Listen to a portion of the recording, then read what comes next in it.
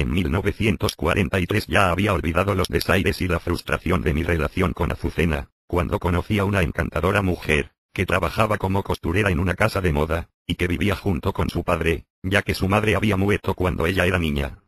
Esta joven, algunos años menor que yo, se llamaba Eugenia Alberti, y no era una persona de la sociedad, como se decía entonces, sino que tenía un origen tan humilde como el mío. La conocí por una triste casualidad.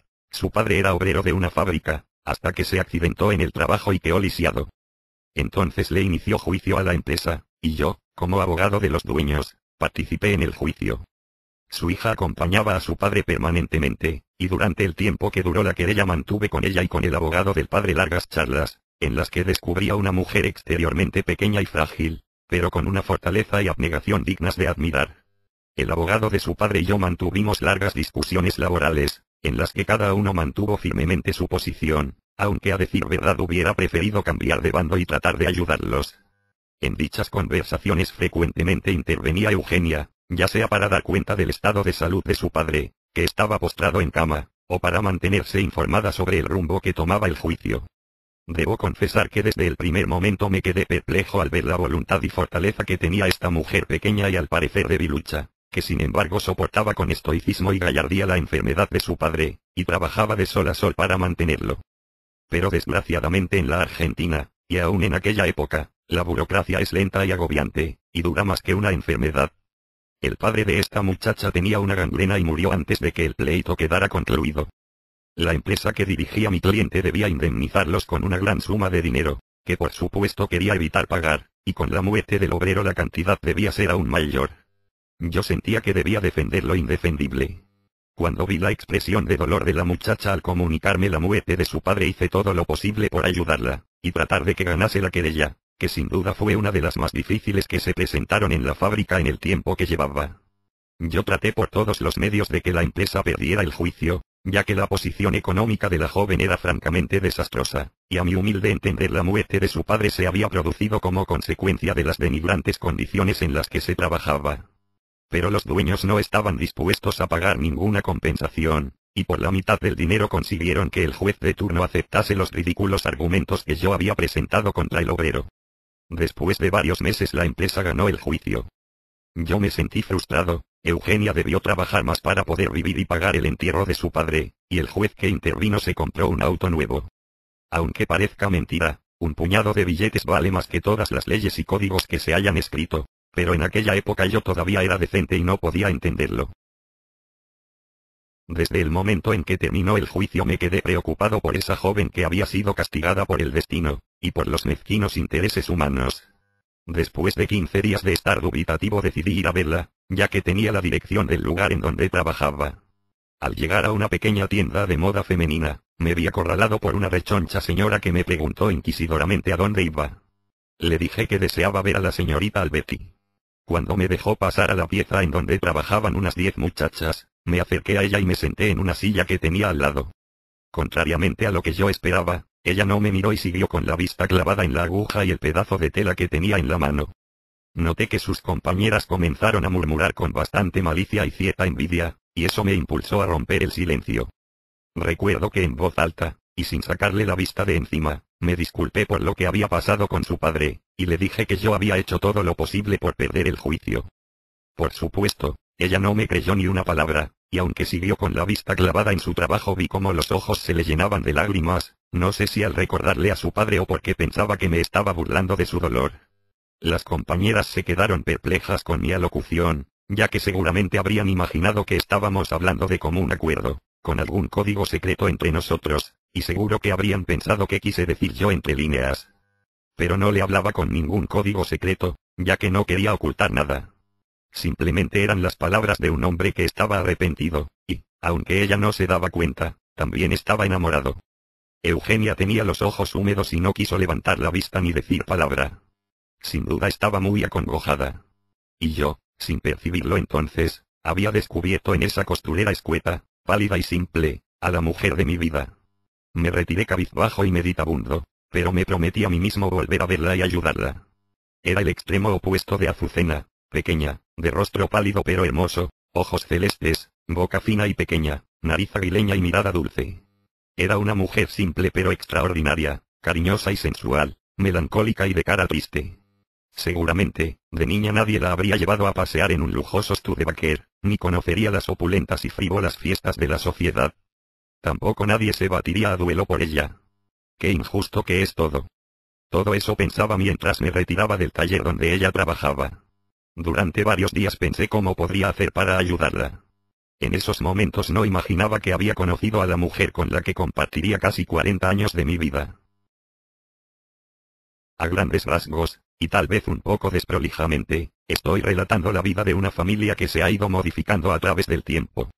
De a poco los jóvenes se alejaban del tronco patriarcal, con excepción de Azucena, que en esa época había dejado de ser la jovencita regordeta y de ojos grandotes que me había embobado en mi mocedad, y estaba transcurriendo su treintena sin poder salir de la soltería, ya que el padre, de tanto cuidarla, la estaba condenando, tal vez sin darse cuenta, a ser una solterona in eternum. Los años pasaban y los candidatos ya no estaban a la orden del día. Azucena y su madre tenían grandes ilusiones de que se casara, pero una por no rebelarse contra su padre y la otra por no contradecir a su marido guardaban silencio y esperaban.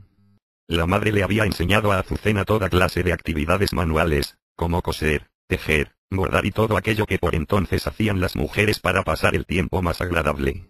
No sé si lo que diré resultará o no antipático, pero lo cierto es que después de un tiempo, la bella y suave Azucena tomó la apariencia de una solterona perfecta.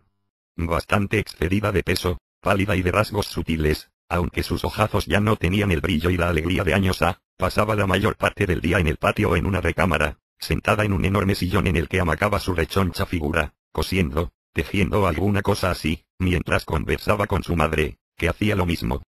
La madre por supuesto no osaba siquiera sugerirle que conversara sobre el casamiento con su padre, y menos aún que le pidiera algún tipo de explicación, y ambas se resignaban y pensaban que si él no quería casar a su hija, por algo sería, y que algún día cambiaría de opinión. Lo que yo recuerdo de aquellos momentos es que Mejía amaba tanto a su hija, y la veía tan frágil e indefensa, que no quería que cualquier hijo de vecino la tomara por esposa, temiendo que se acercasen a ella más por dinero que por amor. O para decirlo más claramente, por amor al dinero. Durante varias semanas estuvo revoloteando en mi mente esa joven, a la que inconscientemente le había hecho daño. Sentía la necesidad de ir a hablarle y de disculparme con ella, pero no sabía cómo hacerlo. Me condolía al imaginarla trabajando en esa pieza oscura y asfixiante, sentada en su silla, cosiendo y bordando por unos pesos miserables. Pensaba en la forma en que había muerto su padre, y en la oprobiosa situación en que se trabajaba en la fábrica que yo defendía. El trato que se les daba a los trabajadores era indignante, pero cada vez que alguno de ellos sufría algún accidente, a causa de las denigrantes condiciones de trabajo, y le correspondía ser indemnizado, yo debía defender los intereses de la empresa. ¿Y ellos qué? Que se los coman los piojos. Casi siempre la sentencia era favorable a la empresa, y entonces yo obtenía una fuerte suma de dinero, ya que eran épocas de prosperidad y en ese entonces Mejía hijo me pagaba muy bien. En caso de que mi defensa estuviera floja y se diera la posibilidad de que el querellante ganara el juicio, manos maestras pagadas por la empresa sobornaban al juez interviniente, y la empresa ganaba de todas maneras. Yo tampoco era ningún santo y tenía que vivir, así que obtuve grandes cantidades de dinero defendiendo los intereses de la fábrica y tratando de que los obreros perdieran todos los juicios. Pero ese era mi trabajo, así que no me puedo quejar de lo que hice. A decir verdad, como abogado estaba al tanto de ciertos movimientos de la empresa, y así como se cotizan el oro o el dólar en ese momento también se cotizaba mi silencio, que según la magnitud de lo que debía silenciar, tenía un precio más o menos abundante. Pero me estoy yendo por la tangente, y quiero ir al grano. A medida que pasaban las semanas me inquietaba más pensar en la pobre muchacha, así que un viernes por la tarde me decidí y fui nuevamente a buscarla a su trabajo. Quería saber algo más de ella, dónde vivía.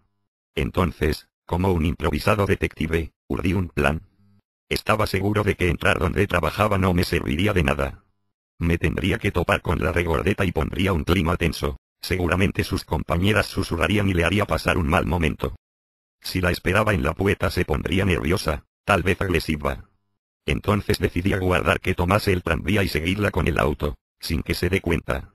Y allí estaba. Era viernes. Las 7 menos cuarto de la tarde. Yo estaba dentro del auto, a unos 20 metros de donde ella trabajaba.